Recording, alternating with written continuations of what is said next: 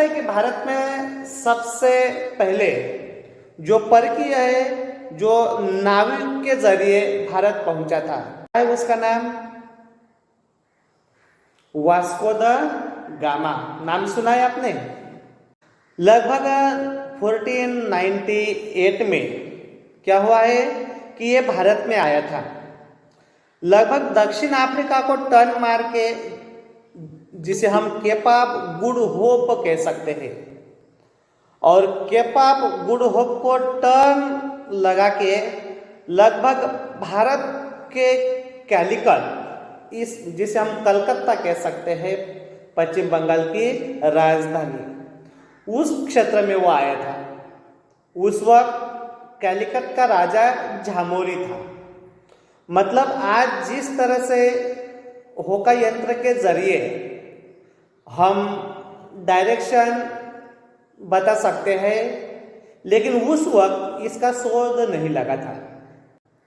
फिर भी ये जो नाविक है, इन्होंने भारत के मानसून परिघटना पर ध्यान दिया था। इन्होंने कैसे ध्यान दिया था कि वो जहाज से आए थे, और आपको मालूम है कि जहाज जैसे हवाएं आते हैं, हवाओं के दिशाओं से वो आगे जाता है, उसका सफर हो जाता है। और उसी तरह से जब ऐतिहासिक कालखंड में नाविकों ने जब ऐसा प्रवास करके जब भारत में आए थे, तब उनको इस मानसून परिघटना की माहिती हुई है। देखो, पवन तंत्र की दिशा उलट जाने, जिसे हम उत्क्रमण कह सकते हैं, इनके कारण उन्हें लाभ हुआ है। मतलब पवन तंत्र की दिशा उलट हो जाने के कारण इनको लाभ हुआ है, क्योंकि अगर टर्न मारना है तो हमें वापस आना पड़ता है, लेकिन उस वक्त ऐसी टेक्नोलॉजी नहीं थी। लेकिन नेचुरली पवन में ऐसी दिशाएं प्रस्तापित हुई जिनकी वजह से उनको एक नए भूभाग जमीन का शोध लगा हुआ है। उनके जहाज पवन के प्रवाह की दिशा पर निर्भर थे। पवन जिस दिशाओं से चलते थे, उसी दिशाओं में वो प्रवास करते थे, और जब तक वापसी हवाएं आती नहीं है तब तक वो प्रवास नहीं करते थे। इसी को ही पवन तंत्र कह सकते हैं, और ऐसे ही पवन तंत्र के जरिए वो प्रवास करते थे। अरबवासी, जिसे हम अरबस्तान के प्रवासी जो भारत में आए हैं, उनको अरबवासी कहते हैं। और अरबवासी जो व्यापारियों की तरह भारत आए थे, उन लोगों ने पवन तंत्र के इस मौसमी उत्क्रमण को मानसून का नाम दिया है। मतलब जो हवाएं भारत में दक्षिण की तरफ उत्तरी ओर बढ़ती हैं, दक्षिण उत्तर दिशाओं में जो हवाएं आती है, उनको उन्होंने मानसून का नाम दिया है। और आपको मालूम है कि आग्नेय और नैऋत्य दिशाओं से जो हवाएं भारत के तरफ बढ़ती है, लगभग हिंदी महासागर से भारतीय द्वीप समूह पर जब वो आते हैं, तब उस दिशाओं का क्या होता है? विभाजन होता है। मतलब भारत के दक्षिण, जिसे हम कन्याकुमारी कह सकते हैं, कन्याकुमारी के पूर्व भाग में हम बंगाल का उपसागर या बंगाल की खाड़ी, एक ये दिशा तय होती है, और दूसरी वहीं से दूसरी अरेबियन सी, मतलब अरबी समुद्र में वो जाती है, और इस तरह से वो हवाओं को डिवाइडेड कर देती है। मानसून का प्रभाव उष्णकटिबंधीय क्षेत्रों में लगभग 20 डिग्री उत्तर एवं 20 डिग्री दक्षिण के बीच होता है। सुबह हमने पृथ्वी गोल में देखा था कि किस तरह से 0 डिग्री टू 30 डिग्री तक विषुववृत्त उत्तर प्रदेश रहता है, और उसमें ही जब 20 डिग्री उत्तर उत्तर और दक्षिण के बीच ये मानसून हवाओं की प्रक्रिया शुरू होती है। और ये मानसून प्रक्रिया समझने के लिए हमें निम्नलिखित तथ्य यह महत्वपूर्ण मानी जाती है। इनकी वजह से हमें मानसून प्रक्रिया कैसे चलती है ये समझने को मिलता है। उनमें से पहला बताया है स्थल तथा जल। देखो, स्थल तथा जल के गर्म एवं ठंडे होने की विपरीत प्रक्रिया के कारण भारत के स्थल भाग पर निम्न दाब का क्षेत्र उत्पन्न होता है, जबकि इसके आसपास के समुद्र के ऊपर उच्च दाब का क्षेत्र बनता है। मतलब समुद्र में और धरातल पर कुछ विरुद्ध परिस्थिति दिखाई देती है, उसे हम विभेदी प्रक्रिया कहते हैं। और इसी ही विभेदी प्रक्रिया किन कारण के जरिए बनते हैं, तो यहाँ पर बताया स्थल और जल का गर्म तथा ठंडा होने का कारण। बता सकते हैं उच्च दाब यानी क्या? यहाँ वायुमंडल का दाब अदर रीजन से सबसे कम रहता है। मतलब अदर क्षेत्र से अगर हम स्पेसिफिक स्थल का या क्षेत्र का कंपेयर करते हैं तो वहां से लगभग दाब आसपास से क्षेत्र से कम रहता है। और ऐसा दाब जब कम रहता है तो वहां बारिश होने की आशंका ज्यादा दिखाई देती है, उसे हम निम्न दाब कहते हैं। और जबकि इससे आसपास के समुद्र के ऊपर मतलब देखो उच्च दाब का क्षेत्र बनता है। उच्च दाब का क्षेत्र मतलब तापमान ज्यादा। आपको मालूम है कि समुद्र की ओर तापमान जब ज्यादा रहता है तो बाष्पीभवन की प्रक्रिया ज्यादा रहती है। बाष्पीभवन की प्रक्रिया मतलब बारिश का प्रमाण उस वक्त कम रहता है। अगर ऐसी स्थिति रहती है तो वहां पर हम उच्च दाब का क्षेत्र कह सकते हैं। मतलब समुद्र की ओर जब उच्च दाब का क्षेत्र रहता है तब धरातल पर हमें निम्न दाब का क्षेत्र दिखाई देता है। मतलब इस तरह से विभिन्न परिस्थिति हमें दोनों तरफ दिखाई देते हैं और उसे ही विभेदी प्रक्रिया कहते हैं। और इस विभेदी प्रक्रिया के कारण ही भारत में वर्षा का आगमन होता है। दूसरा यहां पर बताया है ग्रीष्म ऋतु।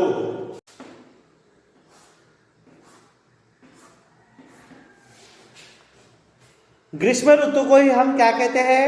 जो स्पेसिफिक पीरियड है ये समर का पीरियड माना जाता है, जिसे हम तापमान बहुत ज्यादा रहता है। मतलब ग्रीष्म ऋतु का आगमन 15 मार्च से शुरू होता है। उष्णकटिबंधीय क्षेत्र भारत में गंगा नदी का प्रदेश उत्तरी भाग में हमें दिखाई देता है और यह लगभग विषुववृत्तीय गर्त माना जाता है।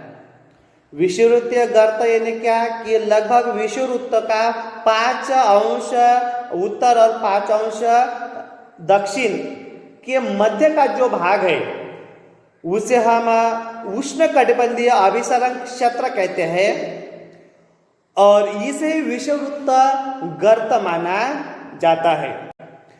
देखो, इसे मानसून ऋतु में मानसून गर्त के नाम से भी जाना जाता है। इनकी वजह से भारत में बारिश होने की संभावना निर्माण होती है, जिसे हम ग्रीष्म ऋतु कह सकते हैं। और आपको मालूम है कि इस वक्त इस डिग्री में टेम्परेचर बहुत ही ज्यादा रहता है।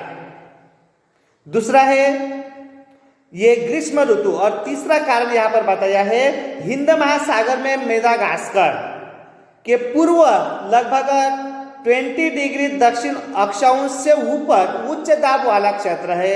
इस उच्च दाब वाले क्षेत्र की स्थिति एवं तीव्रता मानसून को प्रभावित करती है कि ग्रीष्म ऋतु में तिब्बत का पठार बहुत ही गर्म हो जाता है।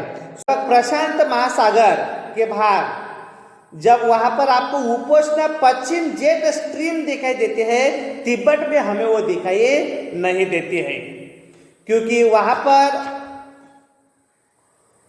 उसका गर्म मतलब वहां पर टेम्परेचर बहुत रहता है, जिसके परिणाम इस पठार के ऊपर समुद्र तल से लगभग 9 किलोमीटर की ऊंचाई पर तीव्र ऊर्ध्वधार वायु की धाराएं एवं उच्च दाब का निर्माण होता है।